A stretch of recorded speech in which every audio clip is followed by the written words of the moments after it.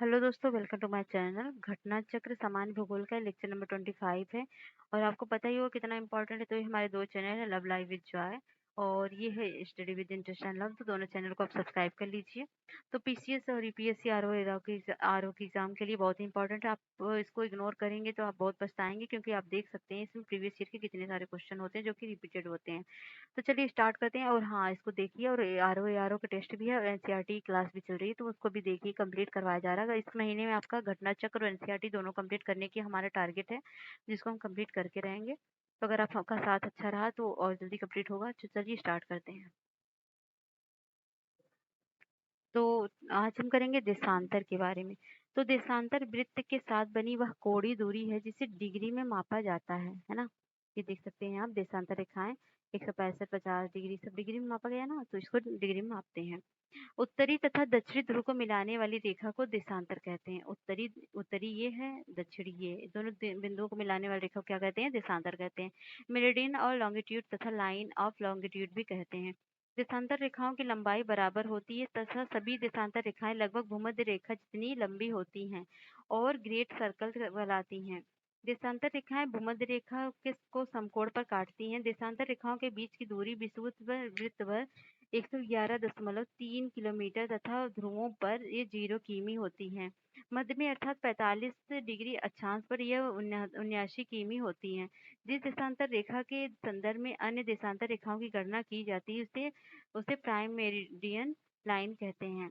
Washington DC में 22 अक्टूबर 1884 को हुई अंतर्राष्ट्रीय बैठक में इंग्लैंड लंदन के पूर्व ग्रीनविच नामक स्थान पर स्थित रॉयल वेधशाला ऑब्जर्वेटरी से गुजरने वाली देशांतर रेखा को प्रधान माध्याह्न माना गया और इसे ग्रीनविच माध्यम मतलब ग्रीनविच मेरिडियन का नाम दिया गया। इस समय ग्रीनविच माध्यम को शून्य मानकर बाकी देशांतरों की गणना की जाती है। तो प्रधान माध्याह्न को 0 डिग्री मानकर इसके पूर्व तथा पश्चिम 180 डिग्री देशांतर रेखाएं खींची जाती हैं। इस प्रकार पूर्ण गोलाकार पृथ्वी पर 360 डिग्री देशांतर होते हैं। जो देशांतर रेखाएं प्रधान माध्यम के पूर्व से खींची जाती हैं उन्हें पूर्वी देशांतर तथा जो पश्चिम में खींची जाती है उसे पश्चिम देशांतर कहते हैं। 180 डिग्री पूर्वी तथा पश्चिमी देशांतर रेखा एक ही है। यह प्रधान माध्याह्न के विपरीत दिशा में होती है। प्रधान माध्याह्न अर्थात ग्रीनविच रेखा से किसी स्थान की पूर्व तथा पश्चिम की ओर कोणात्मक दूरी को उस स्थान का देशांतर कहते हैं। तो यहाँ देख सकते हैं हम। तो देशांतर तथा समय का संबंध पृथ्वी के अक्ष पर उसके घूर्णन के कारण है। पृथ्वी अपने अक्ष पर 24 घंटे के में एक चक्कर लगाती है और इस प्रक्रिया में 360 डिग्री घूम जाती है। इसका अर्थ यह हुआ कि पृथ्वी एक घंटे में 360/24 मतलब 15 डिग्री घूमती है। तो अतः यदि दो स्थान एक दूसरे से 15 डिग्री पूर्व तथा पश्चिम में है तो उनके समय में 1 घंटे का अंतर होता है। और जिन स्थानों के देशांतर में 1 डिग्री का अंतर है उनके समय में 60/15 मतलब 4 मिनट का अंतर होगा। ठीक है, 1 डिग्री का अंतर मतलब 4 मिनट का अंतर होगा। और 180 देशांतर रेखाओं का अंतरराष्ट्रीय तिथि रेखा कहा जाता है, क्योंकि इस रेखा को दोनों ओर तिथियों में एक दिन का अंतर होता है। 180 डिग्री पूर्वी देशांतर एवं 180 डिग्री पश्चिमी देशांतर के बीच 24 घंटे का अंतर होता है, क्योंकि यह ग्रीनविच के पूर्व के समय की गणना करते हैं। तो 180 पूर्व पूर्व पर समय 12 घंटे आगे होता है। इसी प्रकार ग्रीनविच के पश्चिम जाने पर 180 डिग्री पश्चिम पर 12 घंटे पीछे होता है। 180 डिग्री देशांतर की दोनों ओर अलग अलग तिथियां पाई जाती हैं। जब इस रेखा के पूर्व की ओर जाते हैं तो एक दिन कम किया जाता है और इस रेखा से पश्चिम की ओर जब जाते हैं तो एक दिन बढ़ाया जाता है। तो यहाँ पर प्रधान या मध्याह्न रेखा देख सकते हैं, पश्चिम है या पूर्व है। यहाँ पर बढ़ेगा, यहाँ पर घटेगा। विश्व के 360 देशांतरों को 24 टाइम जोनों में 15-15 देशांतर में विभाजित किया जाता है, अर्थात प्रत्येक टाइम जोन में 1 घंटे तथा एक देशांतर में 4 मिनट का अंतर होता है। तो 0 डिग्री देशांतर द्वारा अंतर्राष्ट्रीय मानक समय इंटरनेशनल स्टैंडर्ड टाइम जिसे बोलते हैं आईएसटी का निर्धारण किया जाता है। प्रधान मध्याह्न रेखा United Kingdom, France, Spain, Algeria, Mali, Burkina Faso, Togo, Ghana, Antarctica और ध्रुव और दक्षिण मतलब अंटार्कटिका दक्षिण ध्रुव से गुजरती है, मतलब 9 देशों से गुजरती है। ब्रिटेन के अतिरिक्त कुछ ऐसे देश हैं जो जीएमटी ग्रीनविच मीन टाइम से इतर होते हुए भी जीएमटी के मानक समय का ही उपयोग करते हैं।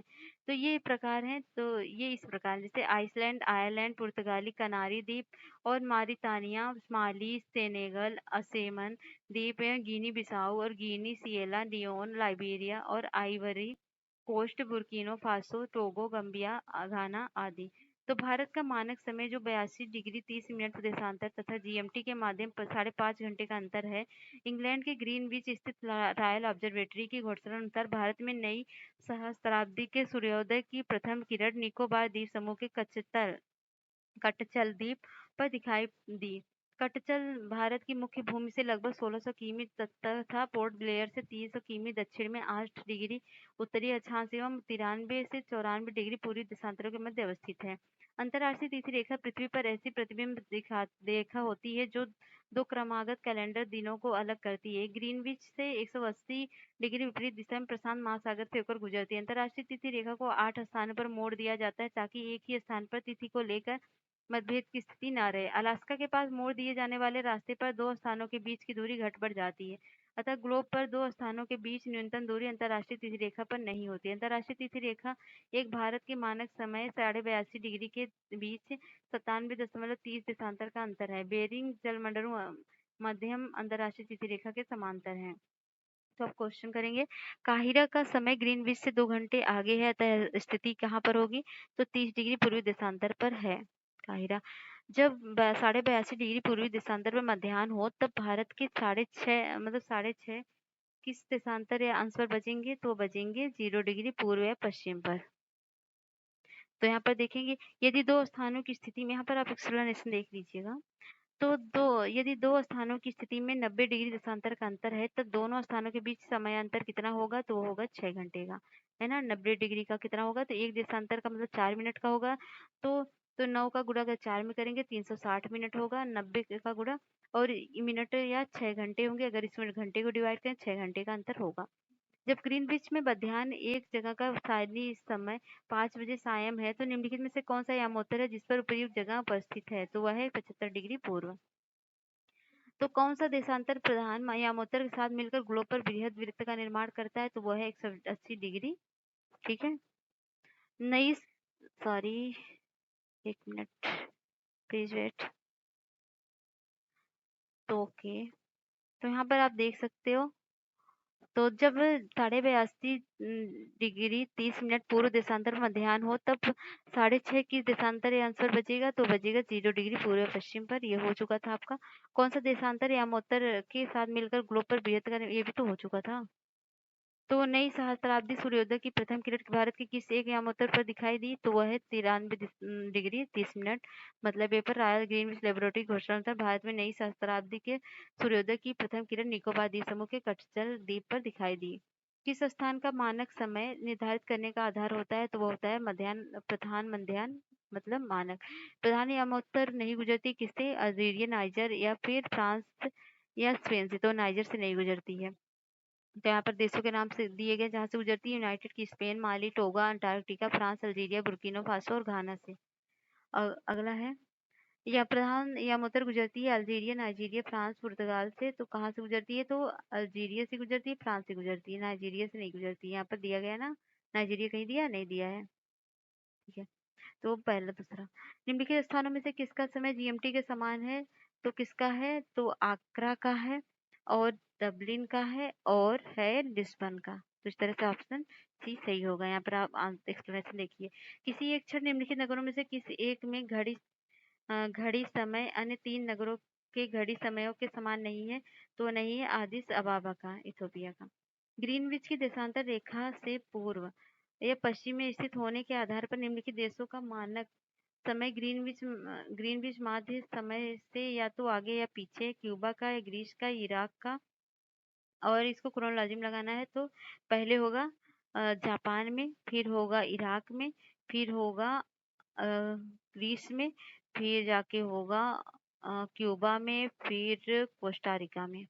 तो यहाँ पर दिया गया है जापान में 9 घंटे का अंतर और इराक में 3 घंटे का अंतर और ग्रीस में 2 घंटे का, क्यूबा में -5 और कोस्टा में -6।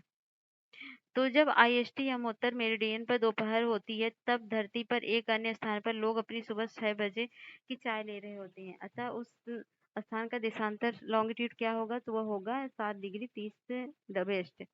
तो सामान्य 1 डिग्री पर 4 मिनट का अंतर होता है। प्रधान एवं उत्तर देशांतर पूर्व के समय के आगे पश्चिम का पीछे होता है। तो इस तरह से 6 घंटे का अंतर होता है, मतलब 6 गुणे 60 बराबर 360 मिनट का अंतर होता है। अगर इसको 4 से डिवाइड करेंगे तो 90 डिग्री देशांतर का अंतर आएगा। ये ग्रीनविच प्रधान एवं उत्तर के समय से पीछे अर्थात पश्चिम में स्थित होगा। ठीक है, तो तात्पर्य यह है कि भारतीय मानक समय है। इस प्रश्न का उत्तर 7:30 मतलब 7 डिग्री 30 मिनट पश्चिम देशांतर अर्थात ऑप्शन बी होगा। यहाँ पर आंसर देखिए, ग्रीनविच से दोपहर 12 बजे एक तार भेजा गया। तार संप्रेषित करने में 12 मिनट का समय लगा। एक नगर में 6 बजे सायं को पहुंचा। नगर का देशांतर कितना होगा? तो ये होगा 87 डिग्री पूर्व। तो इसको सॉल्व करने का तरीका क्या है? तो पृथ्वी अपनी धुरी पर पश्चिम से पूर्व की ओर घूमती है। लगभग 24 घंटे में पृथ्वी अपने अक्ष पर घूमकर पूरा कर लेती है। इस प्रकार 24 घंटे में 30-60 डिग्री घूमती है। तो 1 घंटे में 15 डिग्री या 4 मिनट में 1 डिग्री घूमती है। तो चूंकि तार ग्रीनविच डिग्री से दोपहर 12 बजे भेजा गया और एक नगर में 6 बजे पहुंचा, मतलब 12 मिनट का समय तार संप्रेषित करने में लगा। तो कुल समय 6 घंटे माइनस 12, अगर 6 घंटे में माइनस 12 कर देंगे, 60 में माइनस 11 करेंगे तो 348 हो जाएगा मिनट। फिर अब चूंकि 60 मिनट पहुंचता है तो 15 डिग्री पर आप देखेंगे 348 गुणे 15 करके 60 मिनट कर देंगे तो 87 डिग्री पूर्व हो जाएगा। अंतरराष्ट्रीय दिनांक मतलब इंटरनेशनल डेट लाइन खींची जाती है कहाँ से? तो ये प्रशांत महासागर से होकर खींची जाती है। तो कथन कारण दिया है, तिथि निर्धारित रेखा ग्रीनविच से 12 घंटे का अंतर है। तिथि निर्धारक रेखा 180 डिग्री देशांतर पर स्थित नीचे दिए गए कूट का सही प्रयोग उत्तर चुनना है। तो कथन कारण दोनों सही है। तो आगे क्वेश्चन करेंगे, ग्लोब पर दो स्थानों के बीच न्यूनतम दूरी नहीं होती है कितनी? अंतरराष्ट्रीय तिथि रेखा पर। यदि पृथ्वी के घूर्णन की दिशा उत्क्रमित कर दी जाए तो जब अंतरराष्ट्रीय तिथि रेखा पर दोपहर हो तो भारतीय मानक समय पर क्या होगा? तब भारतीय मानक समय 6.5 घंटे का अंतर होगा। यहाँ पर एक्सप्लेनेशन देख लीजिए, निम्नलिखित में से कौन सा एक जलमंडल मध्य अंतरराष्ट्रीय तिथि रेखा के सर्वाधिक निकट है? तो वह है बेरिंग जलमंडल मध्य। तो मलस्का बेरिंग और इसे देख सकते हैं। एक जहाज एल्यूसियन द्वीप समूह के पूर्वी छोर से डच हार्बर की ओर जा रहा है। 1 जनवरी 1999 को 23 डिग्री मतलब 23:30 मतलब 11:30 बजे 180 डिग्री यामोत्तर को पार करता है। यामोत्तर को पार करने के समय से 1 घंटे की यात्रा करने के बाद जहाज का कप्तान अपनी डायरी में कौन सा समय और तिथि दर्ज करेगा? तो वो करेगा जनवरी 2 से 2:30 बजे, जो भी हो 2:30। पश्चिम की ओर यात्रा करने वाले एक जहाज के कैप्टन को 90 डिग्री देशांतर या स्थानीय समय 10 बजे सोमवार लिखा है। यदि उसके जहाज की गति वही है तो जो पृथ्वी के घूर्णन की है, तो अंतरराष्ट्रीय तिथि रेखा पर वो किस स्थानीय समय को दिन को प्राप्त करेगा? तो प्राप्त करेगा 10 बजे सोमवार को। तो किस जहाज को सबसे कम समय में एक स्थान से दूसरे स्थान तक जाने के लिए निम्न में से किससे मार्ग बनाना चाहिए? तो बनाना चाहिए देशांतर को। किसी जगह का स्थानीय समय 6 प्रातः है जबकि ग्रीनविच मीन टाइम 3000 प्रातः है, तो उस जगह की देशांतर रेखा क्या होगी? तो वो देशांतर रेखा होगी 45 डिग्री पूर्व। यहाँ पर एक्सप्लेनेशन दिया है, आप पढ़ लीजिएगा। तो विषुवत अगर हाँ अभी बाकी है, निम्न में से कौन सा एक समय की प्राकृतिक इकाई नहीं है? तो उष्णकटिबंधीय वर्ष है, चंद्रमा से दिवस है, तो ये मानक समय नहीं है। प्राकृतिक इकाई थोड़ी ना है, मानव द्वारा निर्मित है। विषुवत रेखा भूमध्य रेखा के बारे में पढ़ेंगे। अक्षांश समांतर पूर्व पश्चिम की दिशा में एक दूसरे समांतर खींचे जाते हैं। उत्तरी ध्रुव तथा दक्षिणी ध्रुव के मध्य अर्थात दोनों ध्रुवों के समान दूरी पर खींची गई काल्पनिक रेखा को विषुवत मतलब इक्वेटोरियल सर्कल कहते हैं। और भूमध्य रेखा वृत्त ग्लोब को 2 बराबर भागों में बांटती है, उत्तरी और दक्षिणी। अतः इसे बृहद ग्रेट सर्कल कहते हैं। विषुवत रेखा से ध्रुवों की ओर जाने पर अक्षांश समांतर की लंबाई उत्तरोत्तर घटती जाती है और पृथ्वी की भूमध्य रेखा की कुल लंबाई लगभग 40,090 किमी है। इसकी कुल लंबाई लगभग 77.7% भाग जलीय जबकि 21.3% भाग स्थलीय है। तो मतलब सबसे ज्यादा भाग जलीय है। विषुवत रेखा भूमध्य रेखा पर वार्षिक तापांतर सबसे कम पाया जाता है, अर्थात यहाँ लगभग वर्ष भर सूर्य की किरणें लंबवत पड़ती है और उच्च और निम्न तापमान में ज्यादा अंतर नहीं आ पाता है। इस क्षेत्रों में कोई शीत ऋतु नहीं होती। भूमध्य रेखा की स्थिति देख सकते हैं, इक्वेडोर वगैरह। यहाँ पर जो होता है शीत ऋतु नहीं होती, गर्म का मौसम होता है। तो स्थल एवं जल पर विषुवत रेखा 13 देश होकर गुजरते हैं। और जैसे ब्राज़ील है, इक्वाडोर है, कोलंबिया है, साओ टोम प्रिंसिप है, कांगो गणराज्य, युगांडा, सोमालिया, गैबन, कांगो लोकतांत्रिक गणराज्य, केन्या है, इंडोनेशिया है, मालदीव है, किरिबाती है। भूमध्य रेखा, कर्क रेखा तथा मकर रेखा तीनों में अफ्रीका महाद्वीप गुजरती है।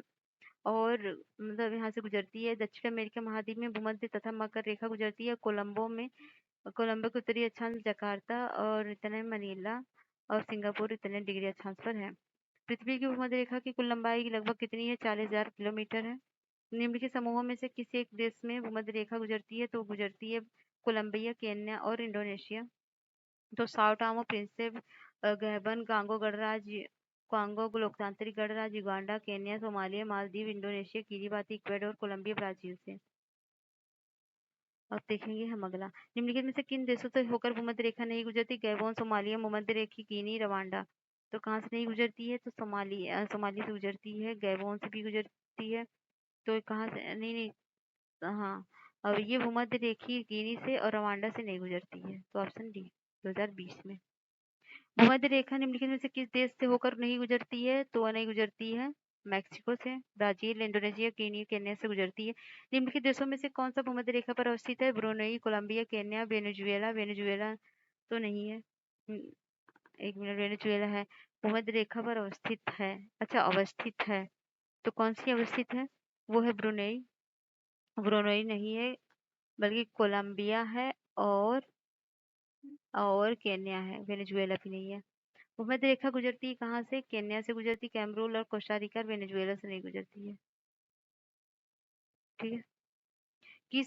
जिस अक्षांश पर वार्षिक तापांतर न्यूनतम होता है वो कौन सा है? तो वह है भूमध्य रेखा। निम्नलिखित नगरों में से कौन सा एक भूमध्य रेखा को सर्वाधिक निकट है? तो वह निकट है सिंगापुर। भूमध्य रेखा, कर्क रेखा और मकर रेखा तीनों निम्न में से किस एक महाद्वीप से होकर गुजरते हैं? तो वह गुजरते हैं अफ्रीका महाद्वीप से। कर्क रेखा की बात करते हैं तो उत्तरी गोलार्ध में 23.5 डिग्री उत्तरी अक्षांश रेखा को कर्क रेखा टॉपिक ऑफ कैंसर कहते हैं। पृथ्वी के अक्षीय झुकाव तथा परिक्रमण गति के कारण पृथ्वी अपनी अक्षांश पे 23.5 डिग्री झुकी हुई है। और कर्क रेखा 21 मार्च से सूर्य की ओर उन्मुख होना प्रारंभ करती है और 3 माह बाद 21 जून को कर्क रेखा सूर्य के ठीक सामने होती है, अर्थात इस तिथि को सूर्य के कर्क रेखा का लंबवत चमकना। 21 जून की तिथि को कर्क संक्रांति या ग्रीष्म आनंत या समर सोलिस्टिक कहते हैं। कर्क रेखा ट्रॉपिक ऑफ कैंसर विश्व के जिन देशों क्षेत्रों से होकर गुजरती है इस प्रकार हवाई द्वीप, वेस्टर्न सहारा, बहामास, मारातानिया, अल्जीरिया, लीबिया, मिस्र, भारत, म्यांमार, ओमान, मेक्सिको, माली, नाइजर, सऊदी अरब, संयुक्त अरब अमीरात, बांग्लादेश, चीन, ताइवान, ये 4 के सुदूर उत्तरी सीमा को स्पर्श करते हुए गुजरती है। मकर संक्रांति 22 दिसंबर को उस समय पर होती है जब मकर रेखा सूर्य की किरणें लंबवत पड़ती हैं। चूंकि पृथ्वी अपने अक्ष पर 23.5 झुकी है, इसलिए मकर रेखा पर 90 डिग्री सूर्य का 49 कोण होगा। ठीक इसी समय कर्ण रेखा 90 डिग्री से -47 डिग्री 23 डिग्री का कोण बनेगा। मकर रेखा से कर्क रेखा में 23.5 डिग्री प्लस 23.5 डिग्री मतलब 47 डिग्री है। मकर संक्रांति के समय कर्क रेखा पर दोपहर के सूर्य का 49 कितना होता है? 43 डिग्री। कर्क रेखा नहीं गुजरती किन से? तो ईरान से नहीं गुजरती है, बाकी मिस्र, भारत और म्यांमार से गुजरती है। तो कर्क रेखा कहाँ से गुजरती है? हवाई द्वीप, संयुक्त राज्य अमेरिका से, बहामास से, माली से, मारितानिया से, नाइजर से, अल्जीरिया से, वेस्टर्न सहारा और ये लीबिया, सऊदी अरब और मिस्र, संयुक्त राज्य अमीरात और भारत में बांग्लादेश और म्यांमार, चीन और ओमान, ताइवान से गुजरती है।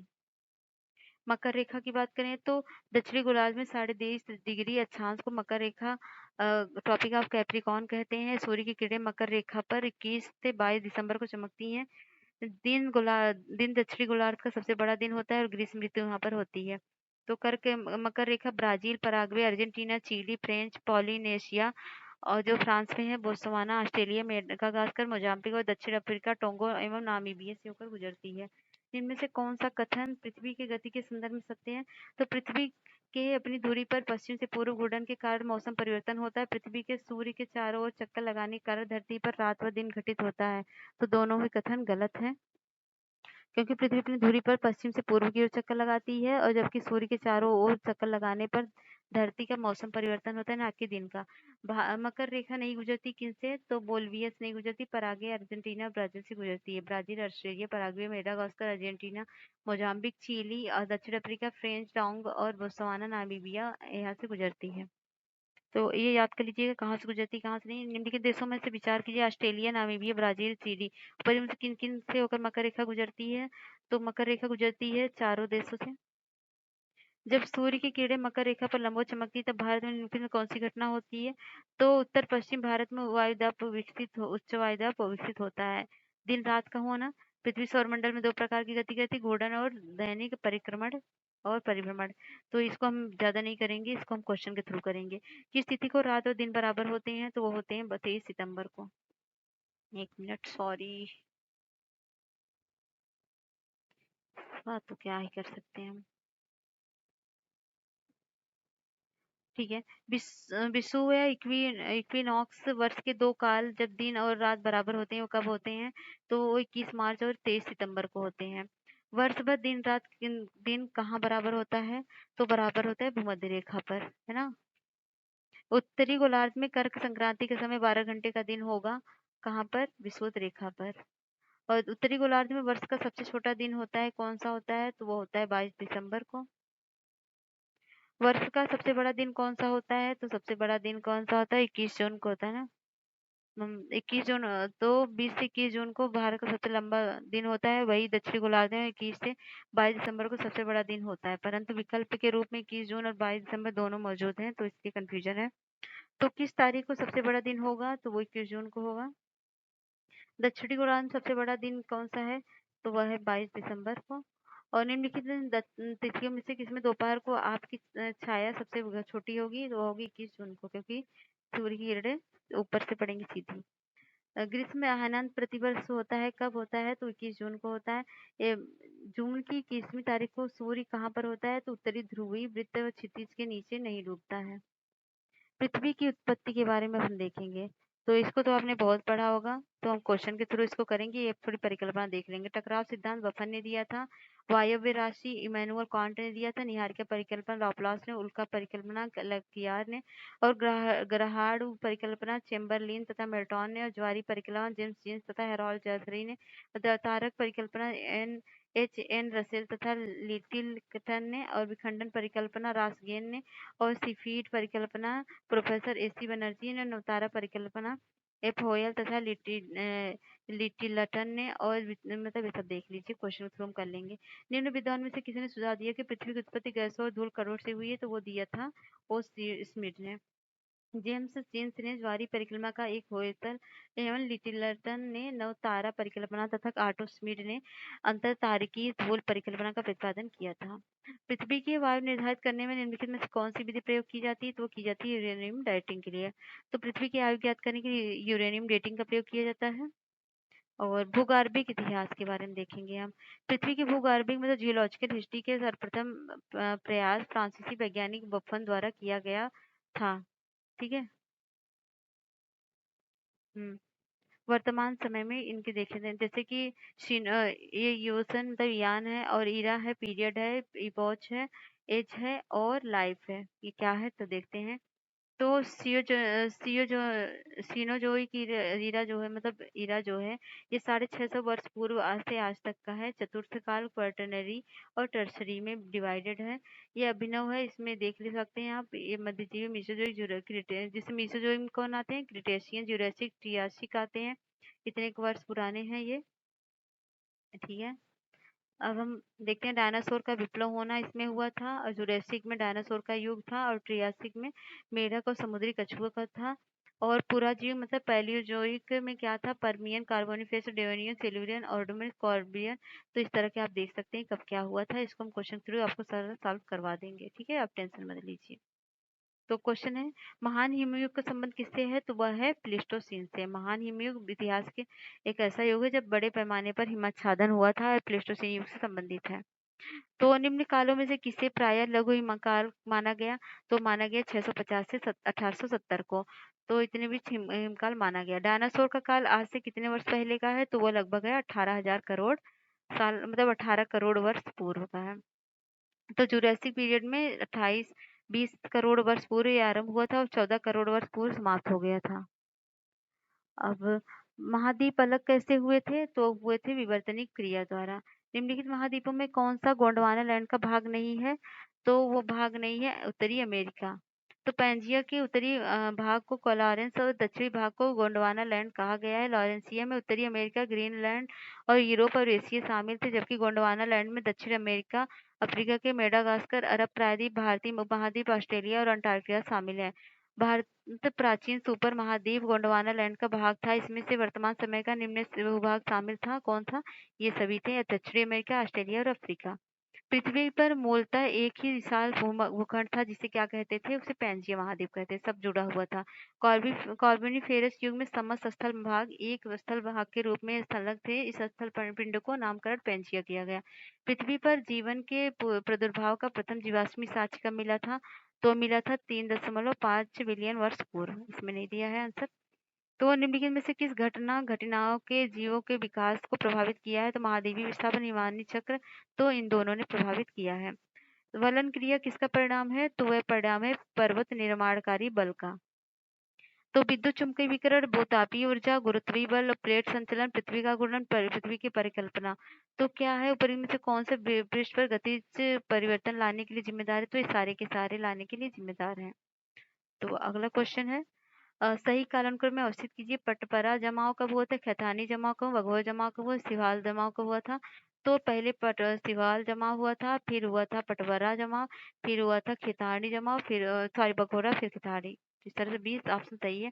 तो सिवाल जमाव हुआ था निम्न पूर्व पाषाण काल में, पटवरा जमाव हुआ था मध्य पाषाण काल में, बघोरा हुआ था उच्च पाषाण काल में, खैतानी हुआ था लघु पाषाण काल में। निम्नलिखित घटनाओं पर विचार करिए। पहला सरीसृप, पहला कीट, कवच वाले जीव, पहला स्तनधारी। उपयुक्त घटनाओं को पृथ्वी पे उनके उत्पन्न होने के कालानुक्रम में व्यवस्थित कीजिए तथा निचले के गुटों में सही उत्तर का चयन कीजिए। तो पहले क्या हुआ था? पहले कवच वाले जीव आए थे, फिर आए थे पहले आए थे कीट आए थे, फिर से आए थे सरीसृप, फिर स्तनधारी लास्ट में आए थे। तो इस तरह से ऑप्शन सी हो जाएगा। राजस्थान मरुस्थल अथवा थार मरुस्थल निम्नलिखित में से किसका विस्तार है? प्लियोसीन, पैलियोसीन का या प्लिस्टोसीन एवं अभिनव जमाव का? तो ये सी वाला ऑप्शन सही है। तो चट्टानों के बारे में करेंगे हम।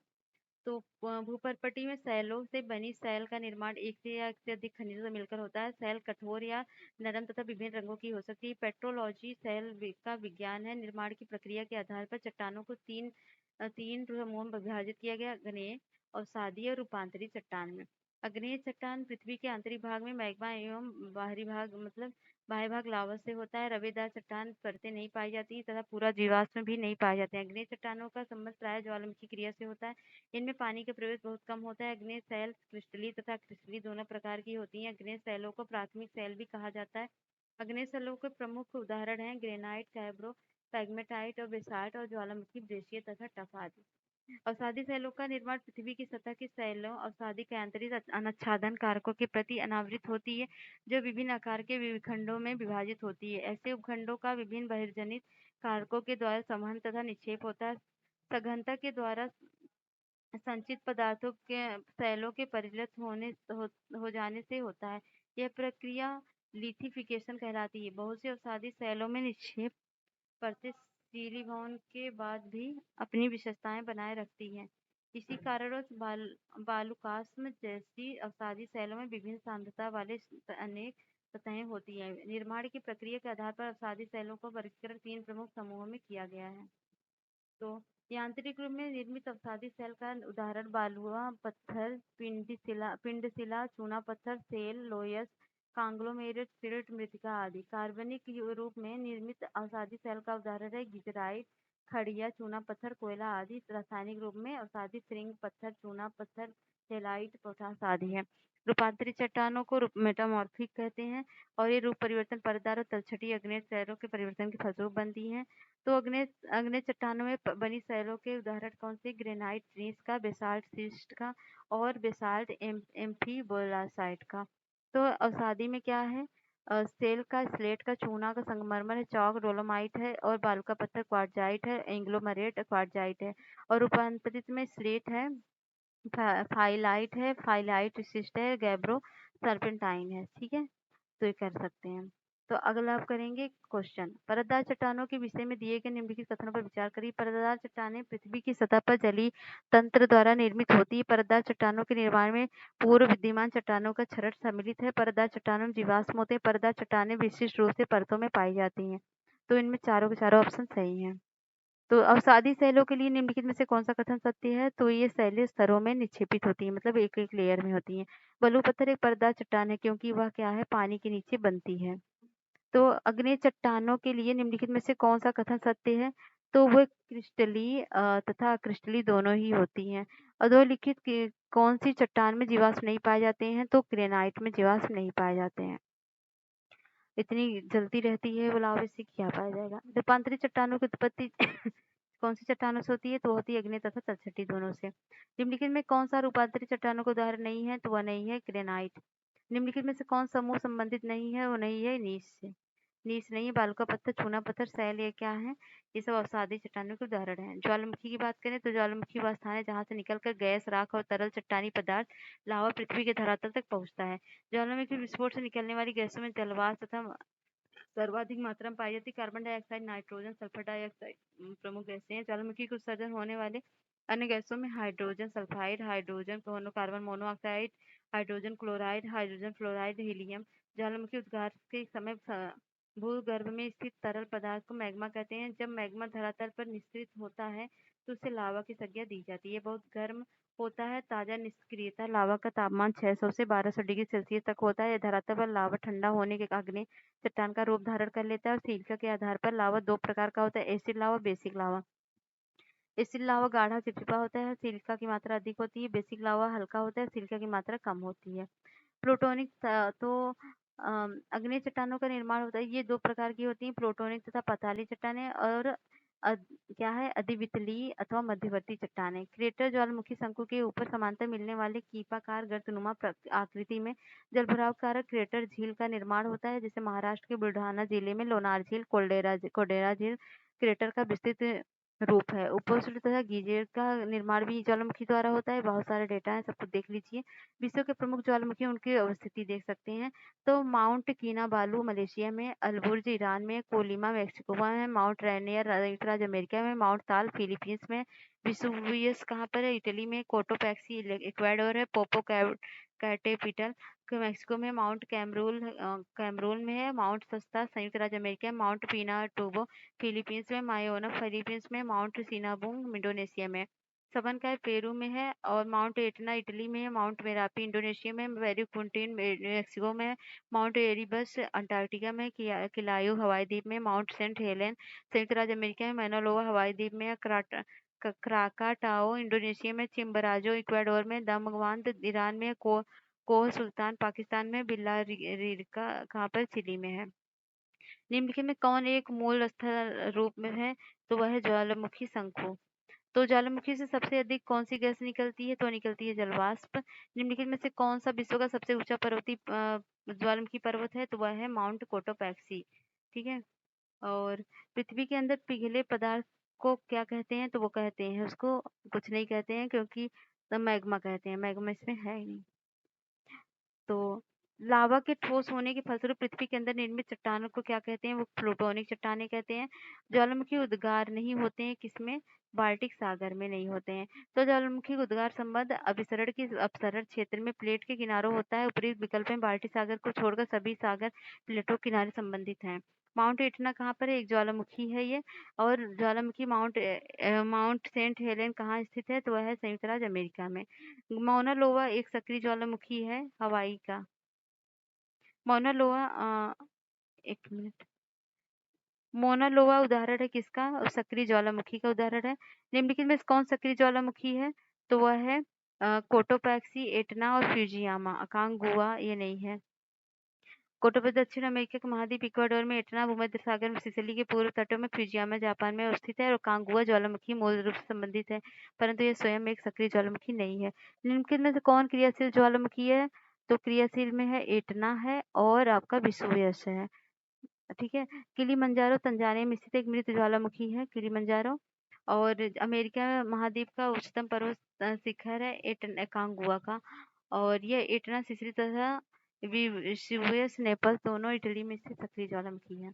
अफ्रीका का सर्वोच्च पर्वत शिखर माउंट किलिमंजारो अवस्थित कहाँ पर है? वो तंजानिया में है। किलिमंजारो है एक क्या है? यह है आग्नेयकारी वल्केनो है। निम्नलिखित ज्वालामुखियों में से किस एक में भूमध्य सागर का प्रकाश स्तंभ कहा जाता है? तो वह कहा जाता है स्टोम्बोली को। स्टोम्बोली एक है क्या है? जागृत ज्वालामुखी है। संसार का सर्वाधिक सक्रिय ज्वालामुखी क्या है? कौन सा है? तो किलायु है। किलायु जो है वर्तमान सक्रिय ज्वालामुखी है, जो संयुक्त राज्य अमेरिका के हवाई द्वीप में है। ये मिलान करना है तो देख लेते हैं। तो एटना कहाँ पर है? सिसिली में। और विसुवस कहाँ पर? इटली में। और एरियस कहाँ पर? इक्वाडोर में है। और ये कोटोपैक्सी है राजद्वीप में। इस तरह से ऑप्शन बी हो जाएगा और यहाँ पर आप देख सकते हैं। तो ये भी मिलान करें ज्वालामुखी और देश। तो माउंट रेनियर कहाँ पे है? तो माउंट रेनियर है आपका यूएसए में है। एटना कहाँ पे है? इटली में है। पेरुक्यूटिन कहाँ पर है? पेरुक्यूटिन है मैक्सिको में। और ताल ताल कहाँ पे है? ताल है फिलीपींस में। इस तरह से ऑप्शन बी होगा। माउंट किनावलु अल किलिमंजारो इस किलिमंजारो अर्जेंटीना में। अकांगुआ कहाँ पे है? तो अकांगुआ तो अकांगुआ अर्जेंटीना में। किलिमंजारो तंजानिया में है। अल्बुर्ज इसमें है। माउंट किनाबालू है मलेशिया में। अल्बुर्ज कहाँ पे है? अल्बुर्ज ईरान में है शायद। और अकांगुआ अकांगुआ है आपका मलेशिया। तो अकांगुआ सॉरी अकांगुआ मैंने गलत कर दिया। अकांगुआ है आपका यहाँ पर तंजानिया तंजानिया में। तो ये है मैं किनाबालू। एक मिनट इसको मैं इरेज कर देती हूँ पहले। ये मिलान करने में दिक्कत है ऑप्शन के थ्रू। ठीक है मैं यहाँ से कर देती हूँ इसको। तो ये माउंट किनाबालू कहाँ पर? मलेशिया में। अल्बुर्ज ईरान में। कांगुआ अर्जेंटीना में। किलिमंजारो तंजानिया में। ठीक है। अब ये है सबन काया कहाँ पे है? सबन काया है पेरू में। और माउंट एटना है। एटना इटली में है। और कोलिमा कहाँ पे है? कोलिमा जो हो जाता है वो मैक्सिको में हो जाएगा। और मेरापी इंडोनेशिया में। इस तरह से ऑप्शन सी सही है। प्रसिद्ध ज्वालामुखी पर्वत काराकाटोवा निम्नलिखित में से किस देश में स्थित है? तो वह स्थित है इंडोनेशिया में। तो ये मिलान करना है। माउंट रेनर यूएसए में।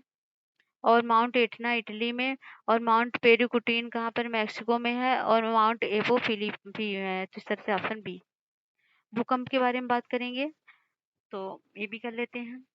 तो भूकंप की घटना प्राय धरातल के नीचे घटित होती है। प्रत्येक भूकंप समान गहराई पर उत्पन्न नहीं होती है, कहीं कम ज्यादा पर होती है। और इसमें सिस्मिक फोकस कहते हैं इसके केंद्र को। और इस अवकेंद्र को क्या कहते हैं? हाइपोसेंटर भी कहते हैं। भूतल पर वह बिंदु जो उद्गम केंद्र के समीपतम होता है उसे एपिसेंटर कहते हैं। अधिकेंद्र पर ही सबसे पहले तरंग को महसूस होता है। भूकंप अधिकेंद्र भूकंप मूल के ठीक ऊपर समकोण पर स्थित होता है। तो ठीक है। इसमें जो रेज होती हैं 3 प्रकार की होती हैं। प्राइमरी वेव जिसे पी रेज बोलते हैं। प्राथमिक किरणें होती हैं और ये साउंड के समान होती है। ये क्या होती हैं? इन्हें अंतरिक्ष तरंगे लॉन्गिट्यूडिनल वेव भी कहते हैं। ये तरंगे सबसे अधिक तीव्र होती हैं। इनकी तीव्रता इनके मार्ग में पड़ने वाली चट्टानों की सघनता पर निर्भर करती है। प्राथमिक तरंगे पृथ्वी के प्रत्येक भाग में यात्रा करती हैं। चूंकि इनकी गति सबसे अधिक होती है अतः यह सबसे पहले धरातल पर पहुंचती हैं। और आप देख सकते हैं पी रेज यहाँ पर है। पी रेज देख सकते हैं। ये क्रोड है आपका। ये यस रेज है जो यहाँ से गुजर जाती है, यहाँ पर नहीं गुजरती है। ठीक है। तो भूकंपी छाया क्षेत्र देखेंगे हम। तो भूकंप सिस्मोग्राफ्स पर दूरस्थ स्थानों से आने वाली भूकंपी तरंगे अभिलेख होती हैं। और हालांकि कुछ ऐसे भी क्षेत्र हैं जहाँ पर भूकंपी तरंगे अभिलेखित नहीं होती हैं। तो ये पढ़ लीजिएगा। तो द्वितीय तरंग की बात करें जिसे यस सेकेंडरी वेव बोलते हैं। ये तरंगे जो होती हैं रिपल्स मतलब वेव वाटर रिपल्स होती है या प्रकाश तरंगे के समान होती हैं। इन्हें आड़ी अनुप्रस्थ लहरें भी कहा जाता है। इन्हें आड़ी तरंग इसलिए कहा जाता है क्योंकि इनमें अणुओं की तरह गति तरंग के समकोण पर होती है। ये तरंगे प्राथमिक तरंगों के बाद प्रकट होती है। इनकी गति प्राथमिक तरंगों की अपेक्षा कम होती है। ये तरंगे तरल पदार्थ से होकर नहीं गुजरती है। यही कारण है कि द्वितीयक तरंगे सागरी भागों में पहुंचने पर लुप्त हो जाती हैं। और सरफेस वेव क्या होता है? धरातली तरंगे अन्य 2 तरंगों की अपेक्षा कम वेगवान होती है तथा इनका भ्रमण पथ पृथ्वी की धरातल भाग ही होता है। लहरें पृथ्वी की पूरा चक्कर लगाती है अधिकेंद्र पर पहुंचती हैं। इन्हें पीएस लहरों की अपेक्षा अधिक लंबा मार्ग तय करना पड़ता है। ये धरातली तरंगों की लंबी तरंगे कहा जाता है क्योंकि इनका भ्रमण समय अधिक होता है। ये सर्वाधिक दूरी तय करती है। इसी कारण से धरातली तरंगे अधिकेंद्र पर सबसे बाद में पहुंचती हैं। धरातली तरंगे सबसे अधिक विनाशकारी समझी जाती हैं। लव तरंगे और रेलिंग तरंगे, इन दोनों तरंग की गति सर्वाधिक होती है। भूकंप की तीव्रता विमुक्त मतलब एनर्जी रिलीज करती है। बाकी आप देख सकते हैं। अब हम करेंगे क्वेश्चन। भूकंप के समय किन तरंगों का उद्भव होता है? तो वो होता है एस एल एस, क्या एफ है, एस एल या पी एस एल? तो पी एस एल का होता है। तो भूकंपीय छाया क्षेत्र संबंधित निम्नलिखित कथनों पर पढ़िए तथा कथन कार्ड देखिए। भूकंप रेखा छाया क्षेत्र दूसरे भूकंप छाया क्षेत्र से सर्वथा भिन्न होता है। भूकंप केंद्र 105 डिग्री बाहर बाहर किसी भी दूरी पर पी एस तरंगों का अभिलेखन करते हैं। तो ऑप्शन 1, 2 दोनों सही, एक सही है, दूसरा गलत है। ठीक है, दोनों का नहीं करता है। तो आगे पढ़ेंगे। रिंग ऑफ फायर संबंध है भूकंप से, ज्वालामुखी, प्रशांत महासागर, जंगल की आग से।